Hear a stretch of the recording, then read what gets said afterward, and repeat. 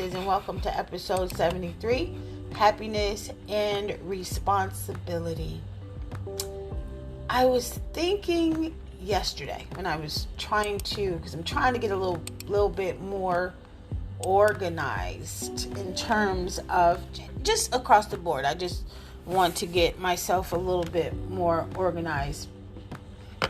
And I think that's good. Organization is good. Like, you can't just do everything flying by the seat of your pants. So, not to say that that's what I was doing, but I just decided that it's a good time to get organized for the new year.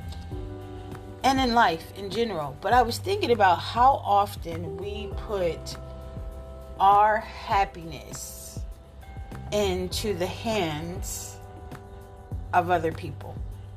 When I think back, and I think I've talked about this before, like, every woman is under the delusion, every girl, every woman, every young woman is under delusion that they're supposed to find a mate, get married, and that's it. Like, that's it. And I did that. Like, I did that for a very long time. Like, yes, I put my eggs in other baskets, but in the back of our minds, that's what we were taught. That's what we were always taught. Like, my grandmother pushed it. That's what we saw. All the women in our family were married, and they had husbands, and they they had households, and they took care of their family. So of course, every young woman growing up experiencing that and seeing that is going to think that, yeah, I want a career, but I also want that because this was our thinking. I also want that because my mom has it, or my aunts have it, or whatever. But I was telling someone not too long ago that even though that was what we saw, that we had a family, we had a mom and we had a dad and we had siblings and we had homes and blah, blah, blah, that I was telling someone that these women were the most miserable women that I had ever seen in my life, right?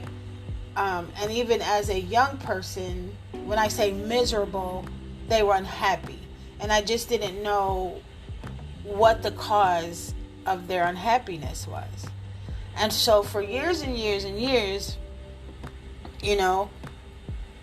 I just saw that they were unhappy. And I never, ever, ever, until I got older, way, way older, pieced it together, right? That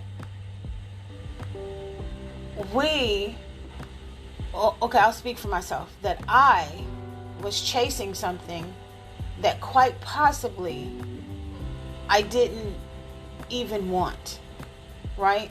Of course, everybody wants somebody. Everybody wants to be in a relationship. Everybody wants to be possibly married or no. But everybody needs somebody, right? So it wasn't until way later that I was like, whoa, I am chasing something that maybe I don't even want, right? So when I say that they were miserable, I mean that in terms of the dysfunction. It was the dysfunction that I saw that wasn't adding up for me. It was the dysfunction that I saw that was making these women unhappy. It was their husbands cheating that was making these women unhappy. It was a lot of factors that were making the women in my family unhappy. But as a kid, you don't see that. You see your mom, you see your dad, you see things that are happening, that are going on, but you're not able to decipher these things or understand these things until you're older. In addition, have experienced some of these things yourself. But what I was seeing, even without full understanding, I was conscious. And I realized that something, albeit that I didn't know what that was, but something was not right. I knew something was not right. I knew my dad shouldn't be fighting my mom. I knew my mom shouldn't be having, black eyes. I knew that there shouldn't be fights going on in our home in the middle of the night while we're trying to sleep.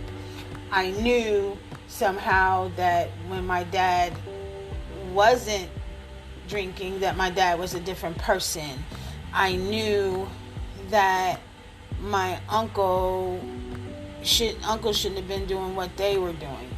There's a lot of things that I knew innately that were wrong. And although when I grew up, I still wanted that family unit. Of course, you want that, because that's how you're trained, right? You got to find a husband. That's how you're trained. So I knew that I wanted that, but I knew also that there were things about that I didn't want.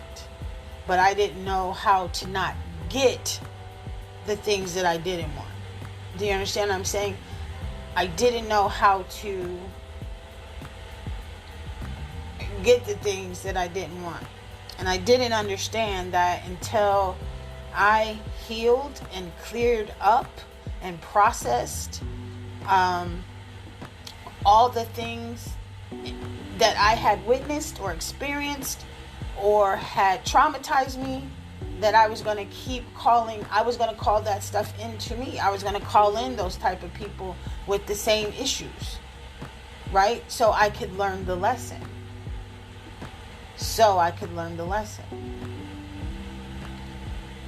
I saw I saw something on Instagram a couple weeks ago where it says that you have 3 loves in your life. Like, you have your first little puppy love. You have your first little puppy love, and that just kind of dissipates. That just goes away over time, and you realize that wasn't really anything, right? That just goes away. Then you have your first love. No, that was your first love. I'm sorry. Then you have your second love. And your second love, you're all in. That's everything to you. That means everything. But this is where you get hurt, right? This is where you get ripped open. And that ripping open, to me, this really resonated with me. That ripping open shows you what you're made of. All the things that you're holding inside, afraid of, harboring, it just tears you apart. You get hurt, you get abused, you get all kinds of things happen in your second love, which is, to me, essentially your first real love. So your second love is your first real love. You have the puppy love, and then you have your second love, which is kind of the first. But either way, and you really get hurt. You really get tore apart in this relationship. Everybody does. But it kind of sets the stage for who you become. And I know that myself and a lot of people that I know, whether they're willing to admit it or not, you never allow yourself to open up completely after that. You want to control the situation.